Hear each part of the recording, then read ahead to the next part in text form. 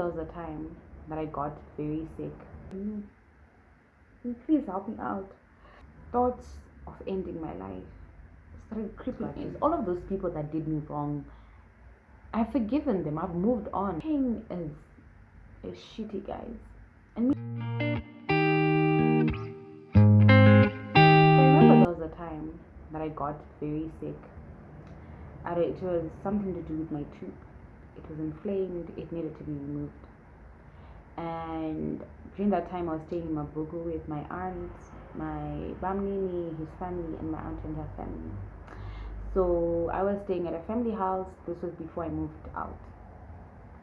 I was very ill to a point where I would not even do anything. I couldn't eat. I couldn't. Those who have gone through what I'm talking about, they know, especially if it's like an inflamed tooth, decayed with cavities and whatever that needed to be removed. It was the last one this side. So I remember texting relatives like, guys, can you help me out with money to just get this tooth removed? And people would make promises. They'd be like, hey, we'll send you money, whatever we can, whatever. And during that time, I remember I was in so much pain, and I had no one who I could really talk to and tell the amount of pain I was going through. It wasn't just my physical pain that I was going through. I was also going through mental pain, like emotional pain. I was still dealing with my mother's death.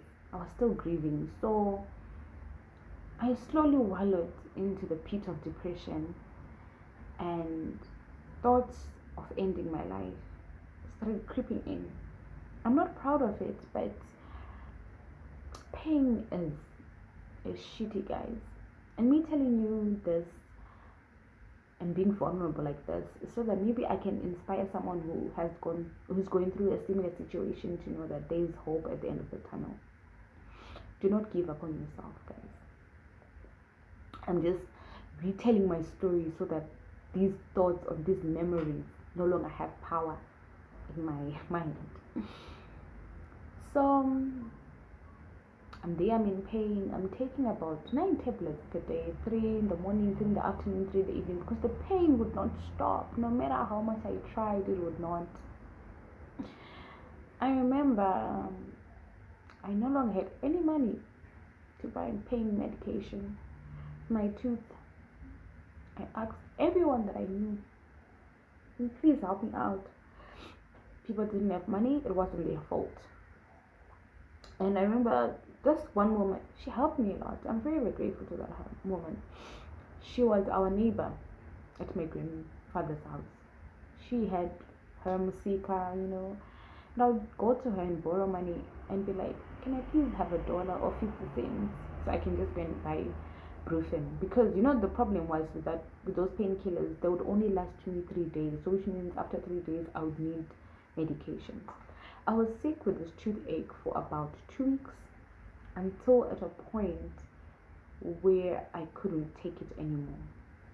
And I remember my aunt texting my father to come and get me. I think she had seen the signs that this was beyond just being a toothache. It was more like a spiritual thing or a mental thing. I don't know how to explain it, but it was more.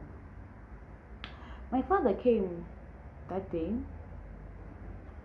and he took me with him to his house in Marlborough with my stepmother and my step siblings. This was the proper first time that I was staying with these guys, with the new family. Previously, they'd moved in and into the new house and whatever. I'd never probably stayed there for a long time. And you know what? When I stayed there, I don't want to say a lot, but I really felt like in this world I was alone. I felt like I was unwanted. I felt like I was a burden. And you know what's funny? In my illness, no one ever took it serious. Me in pain, no medication, stuff. No one ever took it serious. Not my father, not the people that I was with. And thoughts started creeping in my head. End it, end it, end it, end it.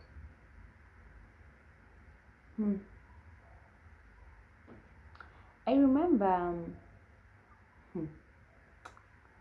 texting one of my uncles, in fact, my uncle, my mother's brother, telling him how I wanted to move in with him and his family.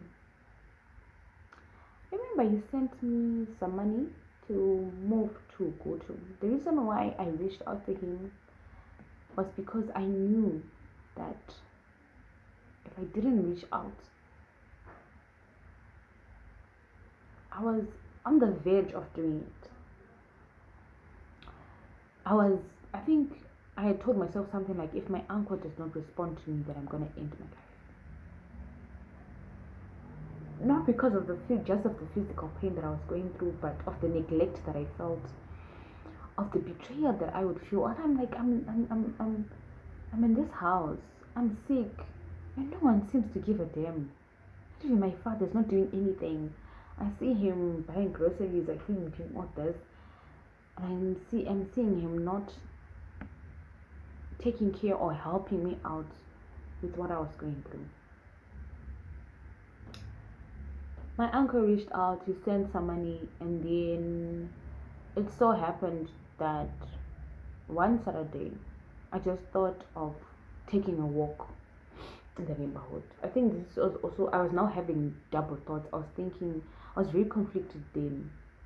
I had multiple thoughts going in my head. I was thinking, if I move in with my uncle, how I didn't want to also complicate his life, because I already felt like a burden, so I didn't want to become a burden anymore to anyone. I didn't want to feel like I was unwanted anymore. So I started having double thoughts. I'm like, of course he has sent me money, so should I still go and stay with him?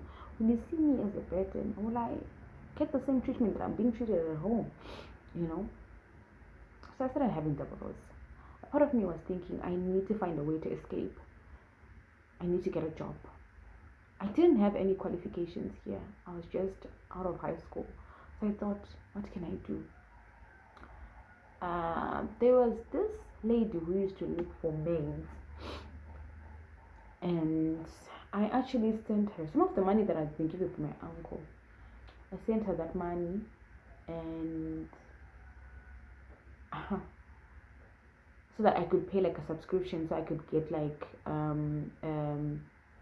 get a job, be a maid. So I thought of that as an option. I was like, let me do that, so that if I get a job, no matter how sick I am feeling right now, maybe I can ask the lady, maybe whoever I'm going to be working for, they pay for me to get the tooth removed in advance, and I work for them. That was what was in my head during that time. And I remember when I was taking this random walk, I saw this. I think I walked all the way from Marlborough to Westgate, and there was this church that was there along the road. And I just saw a poster, and I told myself, let me just go there. So I went there. Apparently, then I get a service, and I just got there and I prayed. I even forgot the name of the church. And because this was a Saturday, I prayed to God so that God could give me a job. I remember praying so that God could heal me. And I went back home. And whilst I'd already paid for this lady to get me a job in one month, so she was still fixing that. I actually thought she was a scammer, but she wasn't, because I ended up getting like a job later on after I'd gotten an official job. So I went back home. The next Sunday, I went to that church again. I remember I used to leave the house in the morning and tell people that I'm just doing whatever I'm doing. Went to that church. Every time I'd go there, even though I was in pain, I would feel uplifted. I would feel like, although no one could understand what I was going through, I felt like I was heard. That was the only place that I escaped to during that time when I was depressed. And every time I'd go there, I would feel better. I'd feel like there's hope for me. I went to the church for 3 weeks, and during that 3 weeks, this random day, I I think I'd reached my limit in terms of everything, because one Saturday evening, I remember it very clearly. The pain had gotten so unbearable that at that point I was like, what the fuck am I living for? You know? And I just cried. I remember I cried and cried and cried. I think in that crying I prayed, and I was like, God, you are the father of the orphans. You are the one who looks after me and my sister. God, I'm in so much pain. Help me. I need to find a way. I need to find a way of getting rid of these thoughts that tell me to just end it. Because one of the reasons why I also never went through with anything was my sister. I thought of her all the time, that if I did go through with everything all these thoughts that would creep in my head, what about her? I thought of her, like, I'm like, would she be able to handle the grief of losing two people, a mother, a sister, a grandmother, passing away within 2 years? How would she survive? I had all of those thoughts. So in that prayer, I cried, and I remember waking up with a headache, toothache, inflamed tooth, inflamed face. Went to church the next day, and me going to that church was a defiance, because my father and his new family went to a separate church, a different church that I used to go when my mother was still alive. We used to go to that church together, but I had stopped. Maybe because I also felt like I was misunderstood at that church, very much, very misunderstood, and I felt like people judged me a lot. So went to the new church in Westgate, prayed, and you know what's funny? As I was coming back, a friend of mine was like, "Ha, I know you used to love acting and drama when you were in high school. I saw this poster, there's an audition this coming Tuesday. Just go, you never know." I did not have a lot of money. I think I had only $1 with me left from the money that my uncle had given me. Because remember, I had asked him for the money so I could move to Mashingo. I was like, my friend, you know what? I've only $1 with me, but I'm going to go. I remember I went to that audition. There were so many people from, great actors from universities and whatnot. And you know what happened? I never told anyone from home that I was going to an interview. Just woke up, dressed, and did what I did. Then came back and told them that I'd gone for an audition. And I got the job. It felt like God was answering my prayers, I got the job, the salary was great, and which is funny. During the first week that I got that job, my toothache stopped, completely healed. It has never bothered me up until this day. I never got it removed, actually. It's still there. But it healed. It's like God did everything according to his time. When I was the most vulnerable, he helped me. When I had suicidal thoughts in my head, he was there for me. So, when I tell people that this story and I recite it to them, some don't believe me, but God answered my prayers, guys. And this is part of the reason why I'm very grateful for every little thing that I have, because I started from scratch. I started everything from scratch. Everything that I have It's not by my power, it's by God's power and by His hand. Everything that I have, every job, every opportunity, I didn't earn it. God placed me in those situations where He blessed me enough to be able to be in rooms or my name to be mentioned in places where he placed me there. That night that I cried to God in my vulnerability, crying to Him, He has been answering all of those prayers that I prayed that night. He's been answering them up until this day. There are times when I'm alone and I'm broke and I'm broken down and I'm depressed and I'm thinking to myself, oh no, life is bad. And I remember I have a throwback, and I remember of that night that I was at the peak of my pain. And I remember that prayer that I made to God, and I find myself being grateful and be like, no, Shani, you need to be grateful. Remember where you're coming from. And I just thank God. I become content. I become so grateful because I'm like, God took me from the bottom. He literally picked me from the bottom and He helped me. He got me out of a very traumatic, abusive situation where I felt like ending my life was going to be an answer. He took me from a point where I felt neglected, where I felt unheard and unwanted, and He placed me in a situation in my life where God has given me peace. Over the course of time where I've been staying by myself, I've gone through a lot of other traumatic experiences or stuff that I'm not even proud of, but that I feel like every time I think about it, it's like I've gone through a lot and God has never left me. I'm not worthy of Him. I'm not even religious like that. Like, I don't even go to church every day, but I'm forever grateful for the Almighty.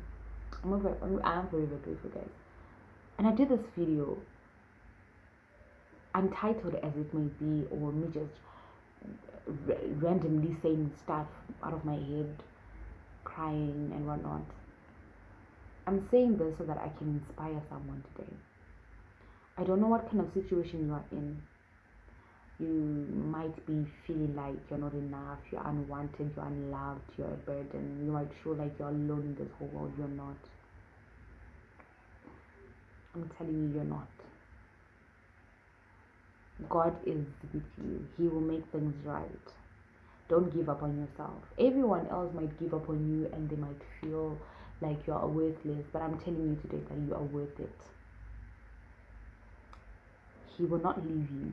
Like I said, I'm not even a religious person like that, but I'm just giving a practical example, a story of my life. If He could help me, if He could remove me from that point in my life where everything didn't make sense, He can too. He can help you. You just have to give yourself to Him and tell Him. Just like how you tell your friend your problem, just like how you tell your mother your problem or your father or whoever, tell all of your problems to God, all of your burdens, bring them to Jesus and be like, Lord, in me I've given up. I've looked for every solution, everything. Just give it to Him. So anyways, fast forward, I got the job at the theater. A week later, that lady who I paid, the maid agency, whatever, she called me. She was like, "How I so found your job." So I was like, Lord, help me, help me make the right decision. Where should I go? Should I still go for that maid job, or should I continue with the theater? And I got the signs that I should still go with the theater. And you know what's funny? I didn't even stay at Melbourne with my father for more than a month after I got my job. I went back to my grandparents' place because I also felt like it was time for me to no longer be a burden. Even when I went back to my grandparents' place, I did not want to be a burden again. So this made me to want to move out and stay by myself and be financially independent and not look up to people and not have people feel like they need to take care of me or be responsible of me. Because these are feelings that I was made to feel, and I had no one who I could complain to, or no one who I could tell. I was by myself, you know. And I'm grateful because God has been with me throughout. And now, as the year is ending, I am letting go of all of those grudges, all of those people that did me wrong. I've forgiven them. I've moved on with my life. I've came to the conclusion that sometimes family is what you make it, you know. And if you give everything to God and be like, God, this is me, He will always make everything right. So thank you guys so much for listening to my random thoughts. I do hope that it has helped someone. For me, I'm just saying this so that, you know, it's out there and I'm being my authentic self. But the intention of this video was to inspire someone who could have gone through what I'm going through, or who's right now depressed, who doesn't know where to turn to, doesn't have any support system, and they're thinking it's never gonna get better. It will get better. Trust you me. If my situation could get better, yours can too. So yeah, thank you so much for watching this video. I love you guys.